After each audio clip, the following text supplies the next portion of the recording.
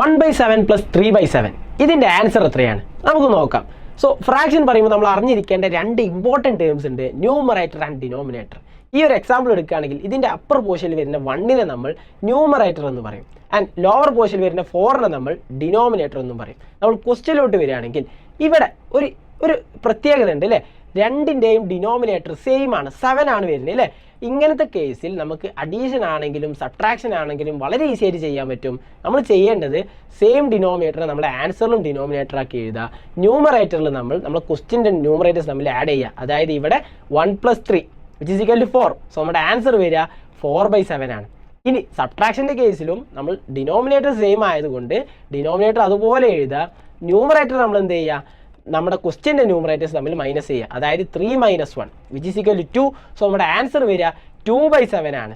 So ഇത്രയും കാര്യം നിങ്ങൾക്ക് അറിയുന്നുണ്ടെങ്കിൽ ഈ ഒരു ക്വസ്റ്റ്യൻ്റെ ആൻസർ നിങ്ങൾ കമൻറ്റ് ചെയ്യുക.